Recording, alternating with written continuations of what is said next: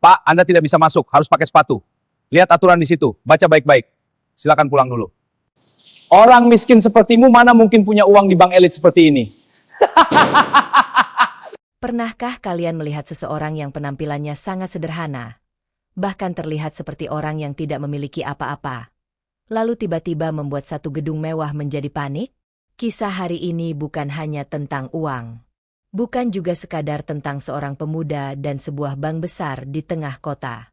Ini adalah kisah tentang kesombongan, kesabaran, dan sebuah kejutan yang membuat satu cabang bank hampir runtuh dalam satu hari. Bayangkan sebuah gedung bank megah di pusat kota. Nasabah datang dengan mobil mewah. Para pegawai berdasi sibuk melayani transaksi bernilai miliaran rupiah setiap hari. Lalu tiba-tiba, seorang pemuda berpakaian santri datang dengan sandal sederhana, tas lusuh, dan map tua di tangannya. Tidak ada yang menyangka bahwa beberapa jam kemudian, kehadiran pemuda itu akan membuat sistem bank berbunyi alarm. Kantor pusat menelepon tanpa henti, dan seorang manajer cabang kehilangan jabatannya. Lebih mengejutkan lagi, semua itu bermula dari satu kalimat sederhana yang diucapkan pemuda tersebut dengan tenang. Saya ingin mencairkan deposito sebesar 1 triliun rupiah. 1 triliun. Angka yang membuat seluruh ruangan bank seketika terdiam. Namun yang tidak mereka tahu, kalimat itu bukanlah lelucon. Dan beberapa saat kemudian, sesuatu yang jauh lebih mengejutkan akan terjadi. Sebelum kita masuk ke kisahnya, saya ingin tahu, kalian menonton video ini dari daerah mana? Tulis di kolom komentar, kota atau negara tempat kalian menonton. Saya selalu senang membaca komentar dari penonton channel ini yang datang dari berbagai daerah. Dan jika kalian suka dengan kisah nyata, kisah inspiratif, dan cerita penuh pelajaran hidup seperti ini, jangan lupa untuk membantu channel ini berkembang dengan cara sederhana. Klik tombol subscribe, like video ini, dan bagikan ke teman atau keluarga kalian. Dukungan kalian sangat berarti untuk channel Life Story ID, agar kami bisa terus menghadirkan kisah-kisah menarik setiap harinya. Baiklah, sekarang mari kita mulai kisahnya. Pagi itu, suasana di sebuah cabang bank besar di pusat kota terlihat seperti biasanya. Gedung kaca yang menjulang tinggi memantulkan cahaya matahari pagi. Di halaman parkir, deretan mobil mewah terparkir rapi, SUV hitam mengilap, sedan premium, dan beberapa mobil sport yang jarang terlihat di jalanan biasa. Pintu kaca otomatis terus terbuka dan tertutup. Nasabah keluar masuk dengan langkah tergesa. Sebagian besar mengenakan setelan jas mahal, sepatu kulit mengilap, dan membawa tas kerja bermerek. Di dalam ruangan, udara dingin dari pendingin ruangan bercampur dengan aroma kopi mahal yang baru diseduh dari sudut lounge nasabah prioritas. Para teller sibuk mengetik di komputer. Petugas customer service tersenyum profesional melayani berbagai pertanyaan. Semua terlihat normal. Sampai seorang pemuda berhenti di depan pintu bank. Ia berdiri sebentar, menatap gedung itu dengan tenang. Pemuda itu mengenakan baju koko putih yang sudah sedikit pudar, celana kain sederhana, dan sandal yang terlihat sudah sering dipakai berjalan jauh. Di bahunya tergantung tas kain tua yang tampak lusuh. Di tangannya ada sebuah map coklat yang sudah agak terlipat di sudut-sudutnya. Namanya Fauzan. Seorang santri dari sebuah pesantren kecil di daerah yang jaraknya berjam-jam perjalanan dari kota ini. Fauzan menarik napas perlahan sebelum akhirnya melangkah masuk. Begitu pintu kaca terbuka, udara dingin langsung menyambutnya. Namun bukan hanya udara dingin yang menyambut. Beberapa pasang mata langsung menoleh ke arahnya. Seorang satpam yang berdiri di dekat pintu memperhatikannya dari ujung kepala sampai kaki. Tatapan itu tidak kasar, tetapi jelas menilai. Satpam itu melangkah mendekat. "Selamat pagi, Mas," katanya dengan suara datar. Fauzan mengangguk sopan. "Selamat pagi, Pak." "Mau kemana?" tanya satpam itu. "Saya ingin bertemu dengan manajer cabang," jawab Fauzan tenang. Satpam itu sedikit mengangkat alis. "Sudah ada janji sebelumnya?" "Belum. Tapi ada urusan penting." Satpam itu terdiam sebentar. Tatapannya kembali turun ke sandal Fauzan, lalu ke tas kain yang tergantung di bahunya. Namun akhirnya ia mengangguk. Silakan masuk dulu, Mas. Ambil nomor antrean di sana. Fauzan mengucapkan terima kasih lalu berjalan menuju mesin antrean. Beberapa nasabah yang duduk di kursi tunggu melirik sekilas. Sebagian hanya melihat sebentar lalu kembali sibuk dengan ponsel mereka. Namun ada juga yang menatap lebih lama, seolah bertanya-tanya apa yang dilakukan seorang santri sederhana di tempat seperti ini. Fauzan mengambil nomor antrean. Tidak lama kemudian, nomornya dipanggil ke meja customer service. Seorang pegawai wanita bernama Siska menyambutnya dengan senyum profesional. Selamat pagi, ada yang bisa saya bantu? Fauzan duduk dengan tenang. Saya ingin bertemu dengan manajer cabang. Siska mengetik sesuatu di komputer. Untuk keperluan apa? Ya. Saya ingin melakukan transaksi. Transaksi apa? Fauzan membuka map coklat di tangannya perlahan. Gerakannya hati-hati, seolah dokumen di dalamnya sangat berharga. Saya ingin mencairkan deposito. Siska mengangguk sambil mengetik. Baik. Berapa nominalnya, Mas? Fauzan menjawab dengan nada suara yang sangat tenang. Sekitar 1 triliun rupiah. Jari Siska langsung berhenti di atas keyboard. Ia menatap Fauzan, memastikan ia tidak salah dengar. Maaf, berapa tadi? 1 triliun rupiah. Beberapa pegawai di meja sebelah mulai menoleh. Seorang teller bahkan berhenti menghitung uang. Ruangan yang tadi dipenuhi suara mesin hitung uang dan ketukan keyboard tiba-tiba terasa lebih sunyi. Siska tersenyum kaku. Mungkin maksud Mas, 1 miliar. Fauzan menggeleng pelan. 1 triliun. Di belakang Siska, 2 pegawai saling pandang. Bisikan kecil mulai terdengar. Santri tarik 1 triliun. Serius? Kayaknya salah sebut angka. Siska menarik napas pelan. Baik, saya akan konfirmasi dulu ke manajer cabang. Fauzan hanya mengangguk. Ia duduk dengan tenang di kursinya. Tidak ada kegelisahan. Tidak ada keraguan. Sementara itu di dalam ruangan kaca di ujung kantor, seorang pria dengan jas mahal sedang menutup laptopnya. Namanya Daniel Wijaya, manajer cabang bank tersebut. Dan beberapa menit lagi, ia akan bertemu dengan seseorang yang sama sekali tidak ia duga. Pertemuan yang akan mengubah hari itu, dan mungkin juga karirnya. Selamanya. Pintu ruang manajer cabang terbuka perlahan ketika seorang staf ban mengetuk dengan ragu. Di belakangnya, Fauzan berdiri dengan sikap tenang, masih memegang tas lusuh dan map tua yang sejak tadi tidak pernah ia lepaskan dari tangannya. Ruangan itu jauh berbeda dengan ruang pelayanan di luar. Dindingnya dilapisi panel kayu mahal, lantainya mengilap seperti cermin, dan di tengah ruangan berdiri meja kerja besar dengan kursi kulit hitam yang tampak sangat mahal. Dari jendela besar di belakang meja terlihat pemandangan jalan utama kota yang sibuk. Di balik meja itu duduk seorang pria berusia sekitar 40 tahun dengan jas rapi dan jam tangan mahal yang berkilau di pergelangan tangannya. Dialah Daniel Wijaya, manajer cabang bank tersebut. Daniel dikenal sebagai salah satu manajer paling sukses di wilayah itu. Banyak nasabah besar yang mempercayakan dana mereka kepada cabang yang ia pimpin.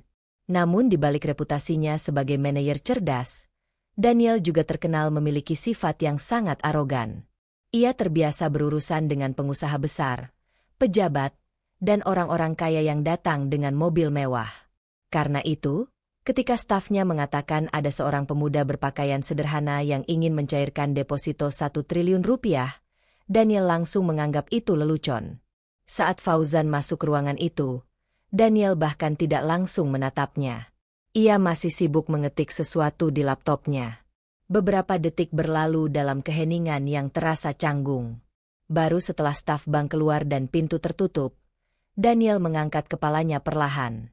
Tatapannya langsung menelusuri penampilan Fauzan dari atas hingga bawah. Baju santri yang sederhana, sandal yang sudah agak usang, tas kain yang terlihat sering dipakai. Daniel menghela napas pelan, lalu bersandar di kursinya. Jadi, kamu yang katanya mau mencairkan deposito 1 triliun itu, katanya dengan nada yang terdengar lebih seperti sindiran daripada pertanyaan. Fauzan tetap berdiri dengan tenang. Iya, Pak. Daniel tersenyum tipis, tetapi senyum itu lebih mirip ejekan. Kamu tahu tidak angka 1 triliun itu seperti apa? Katanya sambil memutar pulpen di jarinya. Fauzan tidak menjawab. Ia hanya menunggu. Daniel melanjutkan dengan nada santai. Biasanya nasabah yang punya dana sebesar itu datang dengan mobil mewah. Minimal Mercedes atau Alphard. Mereka juga biasanya punya sekretaris, pengacara, atau pengawal. Ia berhenti sejenak, lalu menatap tas lusuh di tangan Fauzan. Bukan datang sendirian dengan tas seperti itu. Kalimat itu jelas dimaksudkan untuk merendahkan. Namun anehnya, Fauzan sama sekali tidak terlihat tersinggung. Ia tetap berdiri dengan ekspresi tenang, seolah sudah terbiasa menghadapi tatapan meremehkan seperti itu. Saya hanya ingin mencairkan deposito saya, Pak, katanya pelan. Daniel tertawa kecil. Kamu mungkin salah menyebut angka, katanya. Mungkin maksudmu 1 juta. Ia menatap Fauzan dengan senyum mengejek. Atau 10 juta. Fauzan menggeleng pelan. 1 triliun, Pak. Kalimat itu diucapkan dengan nada yang sama tenangnya seperti sebelumnya. Daniel menatapnya beberapa detik. Lalu ia tertawa lebih keras. Anak muda, kamu tahu tidak, bercanda seperti ini bisa dianggap mengganggu operasional bank, katanya. Ia membuka laci mejanya dan mengeluarkan selembar kertas kosong, lalu mendorongnya ke arah Fauzan. Kalau kamu hanya ingin membuka rekening baru atau menabung, kamu bisa ke customer service di luar. Tidak perlu langsung ke ruangan saya. Fauzan tetap tidak bergerak dari tempatnya. Ia membuka map tua yang dibawanya perlahan. Gerakan itu membuat Daniel sedikit mengernyit.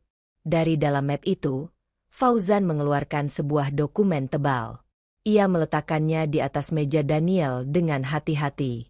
Ini dokumen depositonya, Pak. Daniel memandang dokumen itu tanpa langsung menyentuhnya. Di dalam hatinya, ia masih yakin bahwa semua ini hanya buang-buang waktu. Namun karena rasa penasaran, akhirnya ia menarik dokumen itu sedikit mendekat. Matanya mulai membaca halaman pertama. Beberapa detik pertama, ekspresinya masih santai. Namun kemudian alisnya sedikit bergerak. Ia membaca lagi dengan lebih teliti. Nama pemilik deposito, nomor rekening, cap resmi bank. Semua terlihat asli. Daniel menutup dokumen itu dengan cepat, lalu menatap Fauzan lagi. Dokumen seperti ini bisa dipalsukan, katanya dengan nada yang sedikit lebih serius. Fauzan tidak bereaksi. Silakan, Pak. Bapak bisa cek di sistem bank. Kalimat itu diucapkan tanpa emosi, seolah ia benar-benar yakin dengan apa yang ia katakan. Daniel menatapnya beberapa detik. Untuk pertama kalinya sejak pertemuan itu dimulai, ia merasa sedikit terganggu oleh ketenangan pemuda di depannya. Biasanya, orang yang sedang berbohong akan terlihat gugup, atau setidaknya mencoba membela diri. Tapi Fauzan tidak melakukan keduanya. Ia hanya berdiri dengan tenang. Akhirnya Daniel memutar kursinya sedikit ke arah laptop. Baiklah, katanya. Biar kita selesaikan ini dengan cepat. Ia mulai mengetik nomor yang tertera di dokumen tersebut ke dalam sistem bank. Di luar ruangan, beberapa staf bank mulai berkumpul diam-diam di dekat pintu. Mereka penasaran dengan nasib pemuda yang berani mengaku punya deposito 1 triliun rupiah. Beberapa dari mereka bahkan sudah menyiapkan diri untuk menertawakan Fauzan ketika Daniel membuktikan bahwa semua ini hanya kebohongan. Di dalam ruangan, suara ketikan Daniel terdengar jelas. Ia menekan tombol enter. Sistem bank mulai memproses data. Daniel menunggu dengan ekspresi datar. Sementara itu, Fauzan tetap berdiri dengan tenang di hadapannya. Beberapa detik kemudian, layar laptop Daniel mulai menampilkan hasil pencarian data. Daniel menatap layar itu.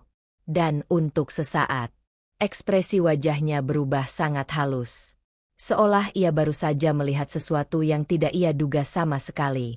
Namun ia segera menutup kembali ekspresi itu.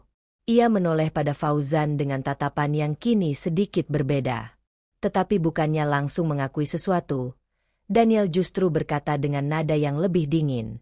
Sepertinya, kita masih perlu memeriksa ini lebih lanjut. Ketegangan di ruangan itu mulai terasa semakin kuat. Dan tanpa disadari oleh siapapun, pertemuan sederhana antara seorang santri dan seorang manajer bank arogan itu perlahan mulai menuju pada sebuah kejadian yang akan mengubah segalanya di cabang bank tersebut. Di dalam ruangan manajer cabang itu, suasana yang sejak tadi sudah terasa tegang perlahan berubah menjadi semakin tidak nyaman. Daniel Wijaya menatap layar laptopnya beberapa detik lebih lama dari sebelumnya. Matanya bergerak cepat membaca data yang muncul di sistem bank. Namun alih-alih terlihat terkejut, ia justru menutup layar laptopnya setengah dengan gerakan pelan. Ia lalu menatap Fauzan lagi. Tatapan kali ini tidak lagi sekadar meremehkan, tetapi juga penuh kecurigaan. Daniel menyilangkan kedua tangannya di atas meja. "Anak muda," katanya dengan nada yang terdengar seperti sedang mengajari seseorang yang dianggap bodoh. "Kamu tahu tidak, membawa dokumen yang mencurigakan seperti ini bisa menjadi masalah besar." Fauzan tetap berdiri dengan tenang di depan meja besar itu. "Saya tidak membawa dokumen palsu, Pak," jawabnya pelan. Daniel terkekeh pelan. "Kamu yakin?" Ia mengambil dokumen dari meja, lalu mengangkatnya sedikit. "Menurutmu saya tidak pernah melihat dokumen seperti ini sebelumnya," katanya. "Setiap hari saya berurusan dengan orang-orang yang benar-benar punya uang miliaran bahkan triliunan." Ia mencondongkan tubuhnya sedikit ke depan. "Tapi jujur saja, saya belum pernah melihat seorang santri dengan pakaian seperti kamu datang mengaku punya deposito 1 triliun rupiah. Kalimat itu diucapkan dengan nada yang sengaja dibuat keras. Di luar ruangan, beberapa staf bank yang sejak tadi mengintip dari celah pintu mulai saling berbisik. Ada yang menahan tawa. Ada juga yang menggeleng-gelengkan kepala. Bagi mereka, situasi ini terlihat seperti tontonan yang menghibur. Daniel berdiri dari kursinya. Ia berjalan perlahan mengelilingi meja, lalu berhenti tepat di depan Fauzan. Kini jarak mereka hanya sekitar 1 meter. Daniel menatap wajah Fauzan dengan tajam. "Coba saya tanya sekali lagi," katanya. "Dari mana seorang santri seperti kamu bisa punya uang 1 triliun? Pertanyaan itu terdengar seperti interogasi. Namun Fauzan tetap tidak menunjukkan tanda-tanda gugup. "Saya hanya ingin mencairkan deposito saya, Pak," jawabnya dengan nada yang sama tenangnya seperti sebelumnya. Jawaban singkat itu justru membuat Daniel semakin kesal. Ia tertawa kecil sambil menggelengkan kepala. "Luar biasa," katanya. "Kepercayaan dirimu tinggi sekali." Ia kembali ke belakang meja, lalu membuka laptopnya lagi. Daniel mulai mengetik beberapa perintah lain di sistem bank. Namun kali ini ia melakukannya dengan ekspresi yang terlihat seperti sedang mencari kesalahan. "Kalau data ini ternyata tidak benar," katanya tanpa menatap Fauzan, "kamu bisa dianggap membuat laporan palsu." Ia berhenti mengetik sejenak. Dan itu bisa berurusan dengan hukum. Di luar ruangan, salah satu staf perempuan berbisik pelan kepada temannya. "Kasihan juga ya anak itu." Temannya justru tertawa pelan. "Kasihan apa? Dia sendiri yang cari masalah." Sementara itu, di dalam ruangan, Daniel kembali mengangkat kepalanya. "Kamu tahu tidak, sistem bank ini tidak bisa dibohongi," katanya. "Semua transaksi tercatat dengan sangat jelas." Ia menunjuk layar laptopnya. "Kalau tidak ada deposito 1 triliun atas nama kamu, semuanya akan langsung terlihat." Fauzan mengangguk pelan. "Itu sebabnya saya minta Bapak mengeceknya," katanya. Jawaban itu membuat Daniel terdiam beberapa detik. Ia tidak menyangka pemuda di depannya akan tetap setenang itu setelah terus ditekan. Biasanya orang yang sedang berbohong sudah mulai gugup pada titik seperti ini. Namun Fauzan tetap berdiri dengan sikap yang sama. Tidak ada nada tinggi. Tidak ada emosi. Hanya ketenangan yang anehnya terasa sangat kuat. Daniel kembali menatap layar laptopnya. Beberapa detik berlalu. Suara pendingin ruangan yang halus menjadi satu-satunya suara yang terdengar di ruangan itu. Tiba-tiba Daniel menutup laptopnya dengan agak keras. "Sudahlah," katanya. "Saya tidak punya waktu untuk permainan seperti ini." Ia menunjuk ke arah pintu. "Kamu bisa keluar sekarang sebelum saya memanggil keamanan." Di luar ruangan, beberapa staf mulai menahan napas, menunggu bagaimana reaksi Fauzan. Namun yang terjadi justru di luar dugaan. Fauzan tidak marah. Ia tidak juga terlihat panik. Sebaliknya, ia hanya mengambil map tuanya yang masih terletak di meja.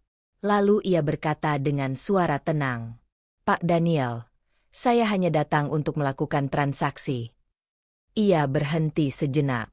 "Kalau Bapak belum yakin, silakan cek lagi di sistem bank pusat." Daniel menatapnya tajam. "Kenapa kamu begitu yakin?" tanyanya. Fauzan menatap Daniel dengan ekspresi yang sama tenangnya. "Karena data itu memang milik saya." Kalimat itu diucapkan tanpa ragu sedikit pun. Di luar ruangan, para staf bank kini mulai merasa situasi ini tidak lagi sekadar lucu. Ada sesuatu dalam cara Fauzan berbicara yang membuat suasana berubah menjadi lebih serius. Daniel sendiri juga mulai merasa sedikit terganggu. Ia kembali membuka laptopnya. Tangannya bergerak lebih cepat di atas keyboard. Kali ini ia masuk ke sistem verifikasi yang lebih dalam. Prosesnya sedikit lebih lama. Beberapa detik terasa seperti menit yang panjang. Fauzan tetap berdiri tanpa bergerak. Sementara Daniel menatap layar laptopnya dengan fokus penuh. Tiba-tiba alis Daniel sedikit berkerut. Matanya membaca satu baris data yang baru muncul di layar. Ia memperbesar tampilan layar. Lalu membaca lagi. Ekspresi wajahnya berubah sangat tipis. Namun sebelum siapapun bisa memahami apa yang sedang ia lihat, Daniel dengan cepat mematikan layar laptopnya. Ia berdiri dengan wajah yang kini terlihat lebih dingin dari sebelumnya. Namun ada sesuatu dalam tatapannya yang berbeda. Ketegangan di ruangan itu kini tidak hanya terasa bagi Fauzan, tetapi juga bagi Daniel sendiri. Suasana di dalam ruangan manajer cabang itu kini berubah menjadi jauh lebih berat. Ketegangan yang sejak tadi terasa perlahan semakin menebal di udara. Daniel Wijaya berdiri di belakang meja kerjanya sambil menatap Fauzan dengan ekspresi yang sulit dibaca. Ada sesuatu yang mengganggu pikirannya. Pemuda di depannya sama sekali tidak menunjukkan rasa takut. Padahal sejak awal Daniel sudah berusaha menekan, meremehkan, bahkan hampir mengusirnya dari ruangan itu. Namun yang ia lihat justru ketenangan yang tidak biasa. Fauzan tetap berdiri dengan sikap sederhana. Kedua tangannya memegang map tua yang sejak tadi tidak pernah ia lepaskan. Tatapannya tidak menantang, tetapi juga tidak tunduk. Justru sikap tenang itu membuat Daniel merasa seolah dirinya sedang diuji. Dan bagi seseorang dengan ego besar seperti Daniel, perasaan seperti itu sangat mengganggu. Daniel berjalan perlahan menuju meja kecil di sudut ruangan. Di atas meja itu terdapat sebuah teko air kaca dan 2 gelas bening yang biasa disediakan untuk tamu. Ia menuangkan air ke salah satu gelas. Gerakan itu terlihat santai, namun pikirannya jelas sedang bergejolak. Di luar ruangan, beberapa staf bank masih berdiri diam-diam di dekat pintu. Mereka mencoba mengintip melalui celah kecil, penasaran bagaimana pertemuan itu akan berakhir. Salah satu dari mereka berbisik pelan. "Masih di dalam." "Masih," jawab yang lain. Sementara itu di dalam ruangan, Daniel mengambil gelas air itu dan berjalan kembali ke depan meja. Ia memegang gelas tersebut dengan santai sambil menatap Fauzan. "Sejujurnya," kata Daniel dengan nada yang terdengar dingin, "saya masih tidak mengerti kenapa kamu begitu percaya diri." Ia memutar gelas air itu perlahan di tangannya.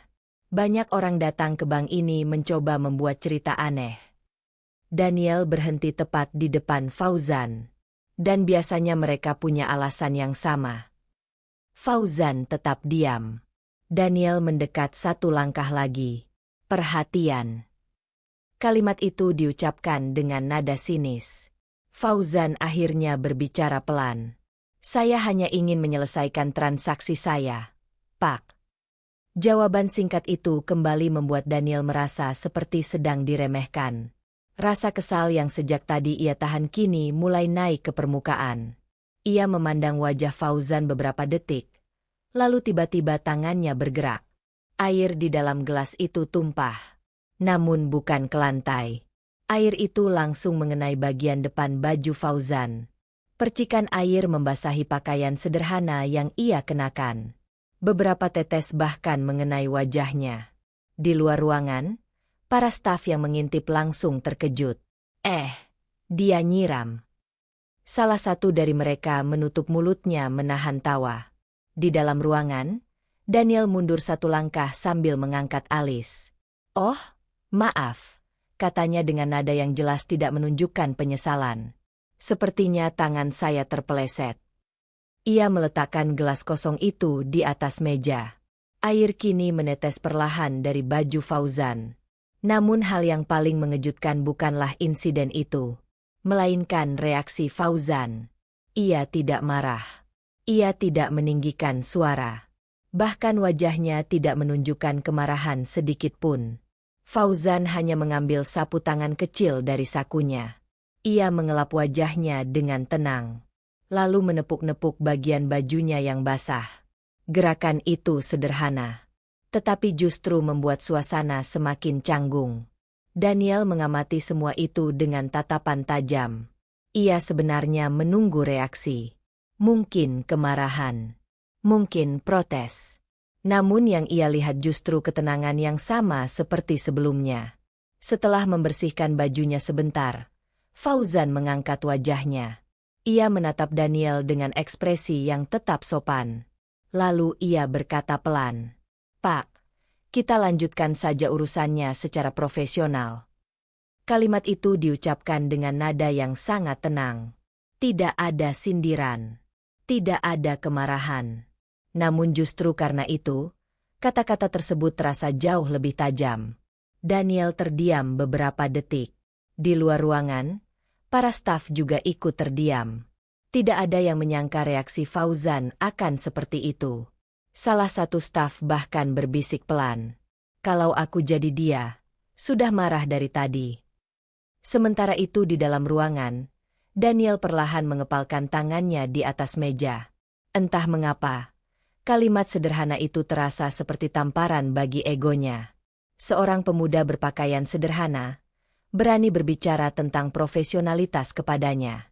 Kepada seorang manajer bank yang telah memimpin cabang besar selama bertahun-tahun. Daniel menarik napas panjang. Wajahnya kini terlihat lebih dingin dari sebelumnya. Ia kembali ke kursinya dan duduk dengan gerakan agak keras. Tangannya membuka laptop sekali lagi. "Baik," katanya dengan nada datar. "Kalau kamu ingin profesional." Ia menatap Fauzan tajam. "Kita selesaikan ini sekarang." Daniel mulai mengetik lebih cepat dari sebelumnya. Kali ini ia membuka sistem verifikasi pusat yang biasanya hanya digunakan untuk transaksi bernilai sangat besar. Prosesnya membutuhkan beberapa langkah tambahan. Ruangan itu kembali dipenuhi suara ketikan keyboard. Fauzan berdiri tanpa bergerak. Sementara di luar ruangan, para staf kini menahan napas menunggu apa yang akan terjadi selanjutnya. Beberapa detik berlalu. Lalu satu persatu data mulai muncul di layar laptop Daniel. Matanya bergerak cepat membaca informasi tersebut. Awalnya ekspresinya masih sama. Namun perlahan, wajahnya mulai berubah. Alisnya berkerut. Matanya menyipit sedikit. Daniel mendekatkan wajahnya ke layar. Seolah memastikan bahwa ia tidak salah membaca. Di layar itu, sebuah angka besar baru saja muncul. Angka yang sejak tadi dianggapnya mustahil.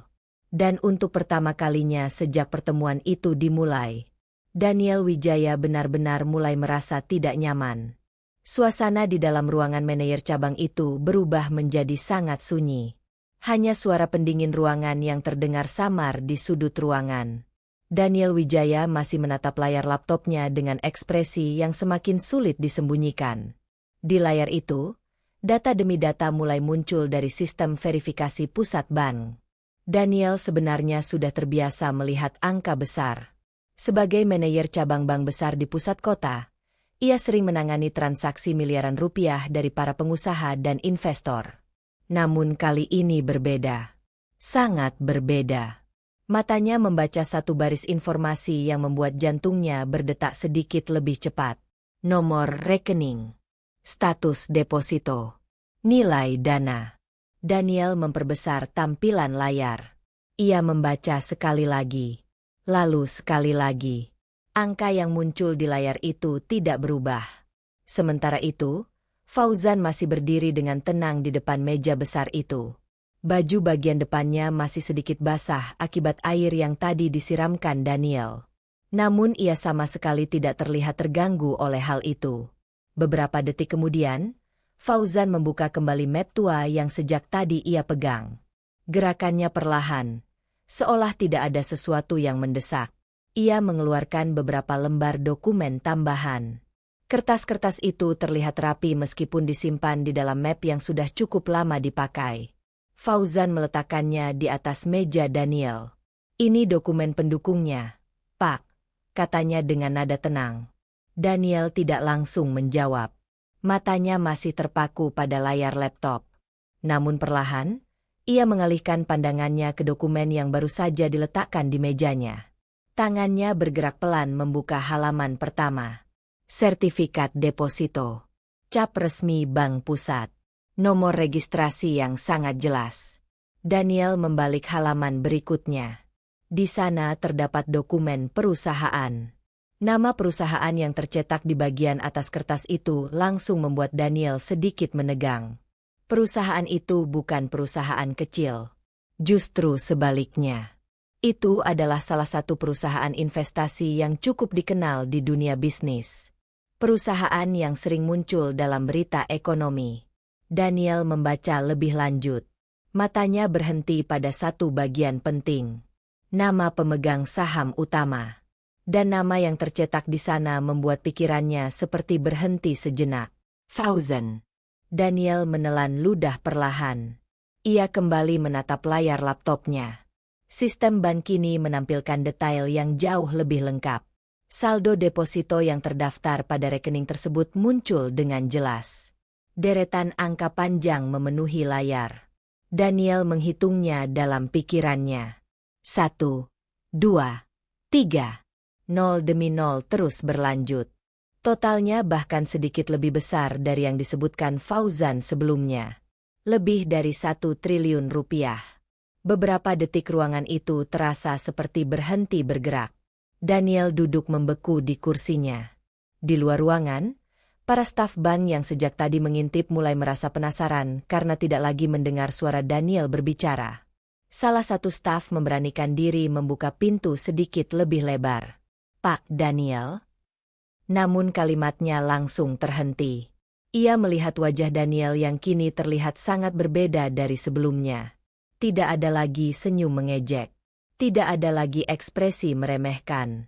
Yang ada justru keterkejutan yang sulit disembunyikan. Kenapa, Pak? Tanya staf itu pelan. Daniel tidak langsung menjawab. Ia hanya menatap layar laptopnya sekali lagi, seolah berharap angka itu berubah. Namun angka itu tetap sama. Akhirnya ia menutup laptop perlahan. Tangannya sedikit gemetar. Ia menatap Fauzan yang masih berdiri dengan tenang di depannya. Untuk pertama kalinya sejak pertemuan itu dimulai, Daniel benar-benar kehilangan kata-kata. Ini, katanya pelan, rekening ini. Fauzan menjawab dengan sederhana. Betul, Pak. Itu milik saya.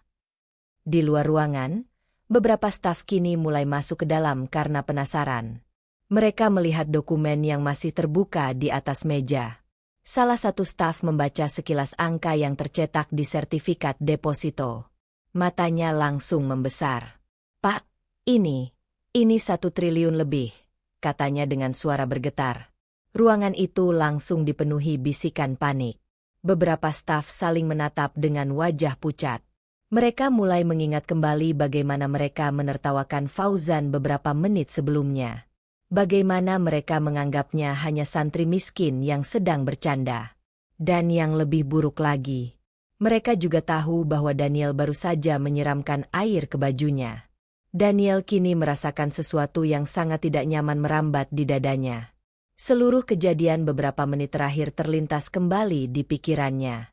Sindiran, tertawaan, ancaman, dan insiden penyiraman air. Semua itu dilakukan kepada seseorang yang ternyata memiliki dana lebih dari 1 triliun rupiah di bank mereka. Seorang nasabah super besar. Daniel berdiri dari kursinya dengan gerakan yang sedikit kaku. Ia mencoba mengatur napasnya. Namun situasi sudah berubah sepenuhnya. Kini bukan lagi Fauzan yang berada dalam posisi tertekan. Justru seluruh ruangan itu yang terasa tertekan oleh satu fakta yang baru saja terungkap. Fauzan menutup kembali map dokumennya dengan tenang.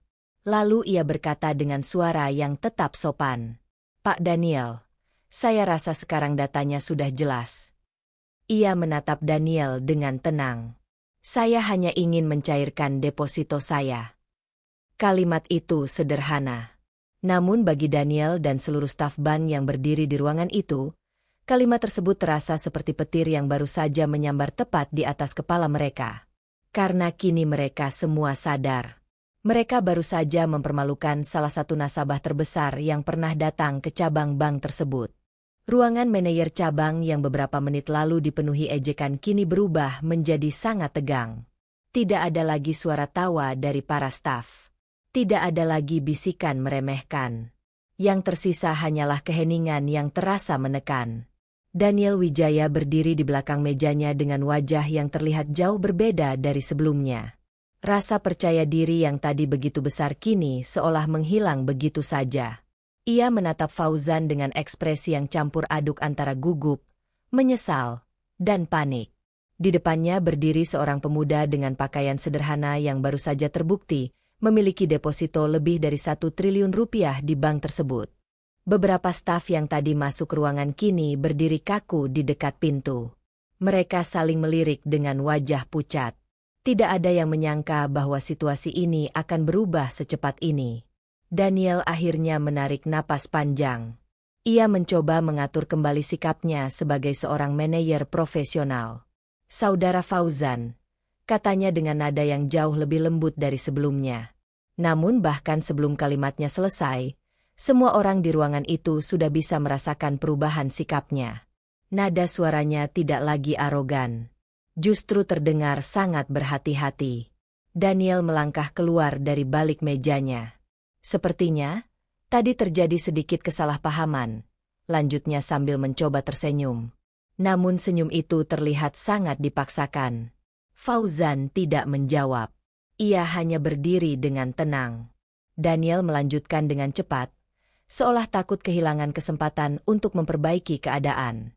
Bank kami tentu sangat menghargai nasabah seperti Anda, katanya. Apalagi dengan nilai investasi sebesar ini. Ia menoleh ke salah satu staf.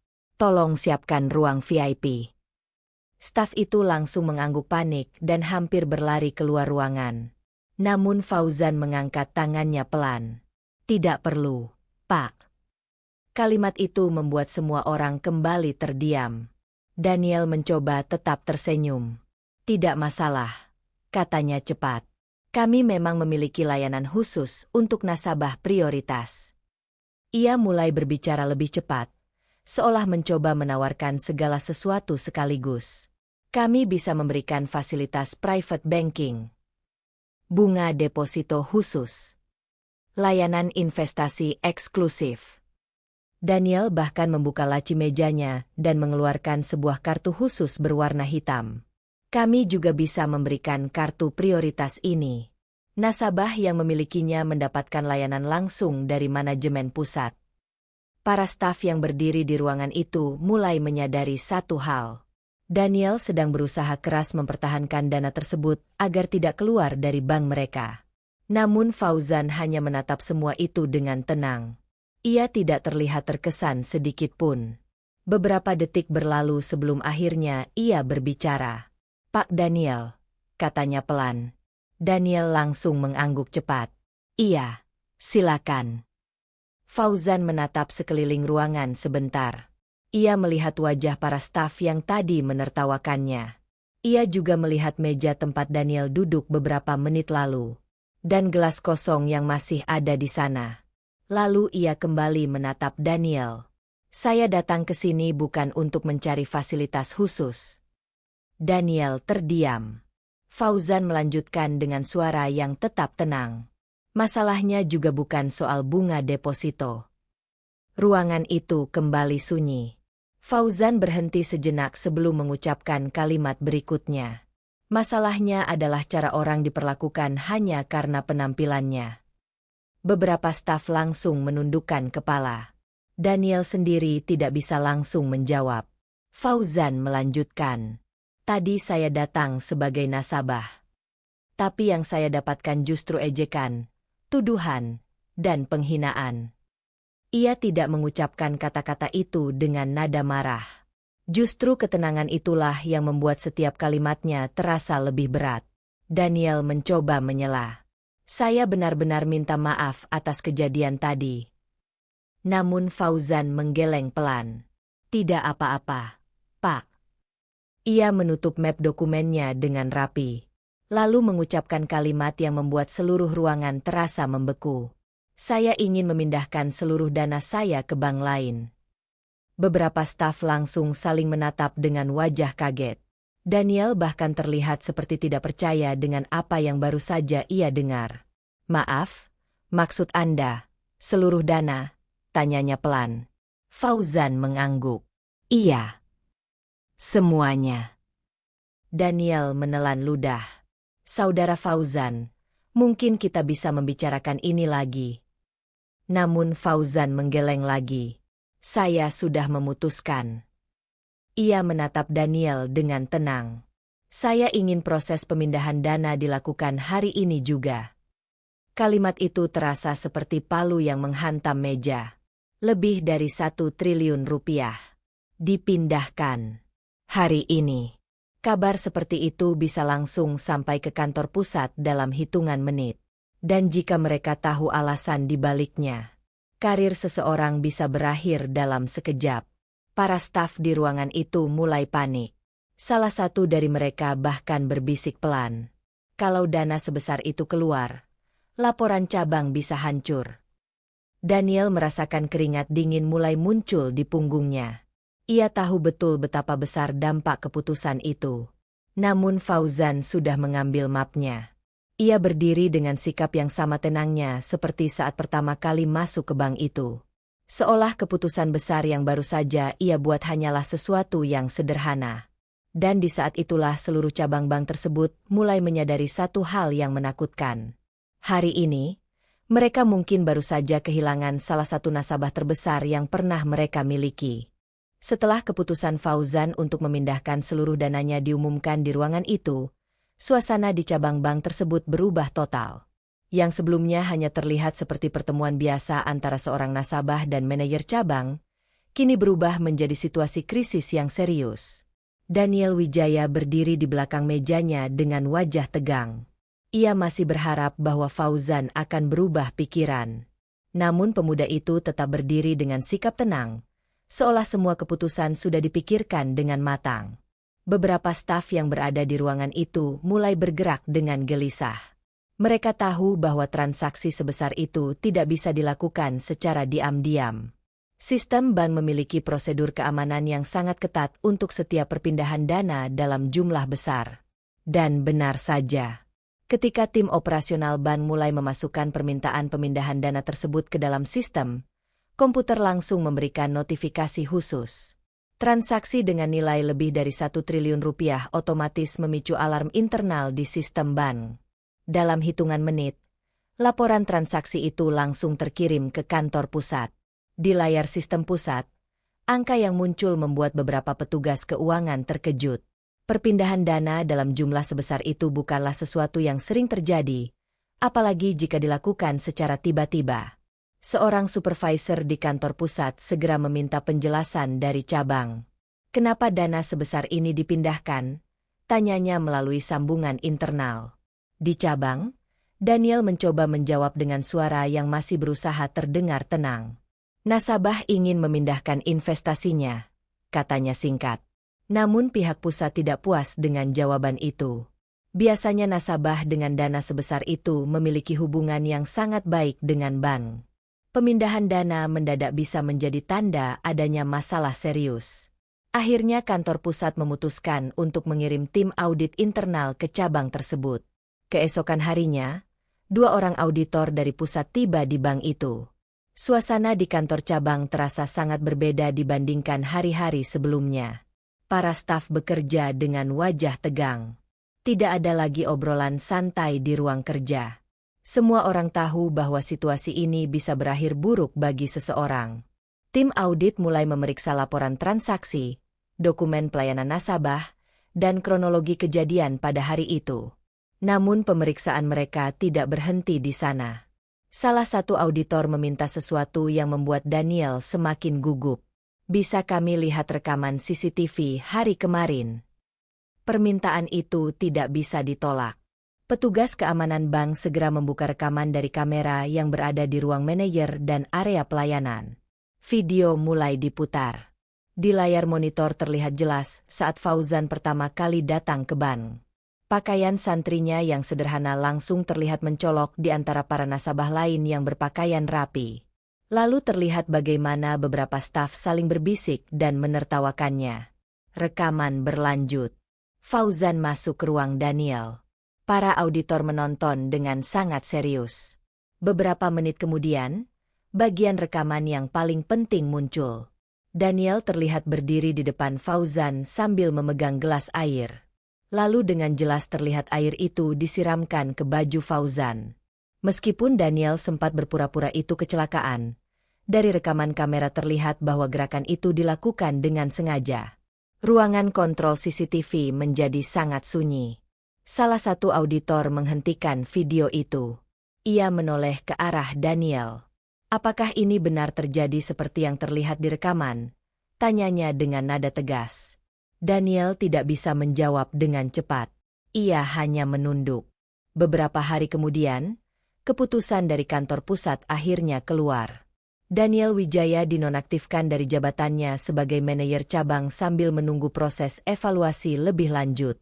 Bagi seseorang yang telah membangun karir bertahun-tahun di dunia perbankan, keputusan itu terasa seperti runtuhnya semua yang pernah ia capai. Bagi para staf bank, kejadian ini menjadi pelajaran yang tidak akan mudah dilupakan. Namun cerita itu belum benar-benar selesai. 3 hari setelah kejadian tersebut, pintu bank itu kembali terbuka. Seorang pemuda dengan pakaian santri sederhana melangkah masuk. Beberapa staf yang sedang bekerja langsung mengenalinya. Fauzan. Kali ini tidak ada lagi yang menertawakan. Tidak ada lagi tatapan meremehkan. Sebaliknya, beberapa pegawai langsung berdiri dengan gugup. Fauzan berjalan menuju meja pelayanan dengan sikap yang sama tenangnya seperti sebelumnya. Ia membawa map yang sama. Saya ingin menutup seluruh rekening perusahaan saya di sini, katanya dengan suara pelan. Petugas bank langsung memproses permintaan itu dengan sangat hati-hati. Tidak ada yang berani membuat kesalahan sekecil apapun. Beberapa menit kemudian, semua dokumen penutupan rekening selesai. Fauzan berdiri untuk pergi. Namun sebelum keluar dari bank itu, ia berhenti sejenak. Ia menoleh ke arah para staf yang berdiri di belakang meja pelayanan. Semua orang menatapnya dengan diam. Lalu Fauzan berkata dengan suara tenang, tetapi jelas terdengar oleh semua orang di ruangan itu. Penampilan tidak selalu menunjukkan isi rekening. Ia berhenti sejenak. Dan kesombongan bisa menghancurkan karir dalam 1 hari. Tidak ada yang menjawab. Tidak ada yang berani berbicara. Seluruh ruangan hanya dipenuhi keheningan. Fauzan kemudian mengangguk pelan sebagai tanda perpisahan. Lalu ia berjalan keluar dari bank itu dengan langkah yang tenang, sama seperti saat ia pertama kali datang. Di belakangnya, Para pegawai bank hanya bisa berdiri diam. Mereka tahu bahwa satu kesalahan kecil yang didorong oleh kesombongan telah membuat cabang bank itu kehilangan salah satu nasabah terbesar yang pernah mereka miliki. Dan pelajaran itu akan mereka ingat untuk waktu yang sangat lama.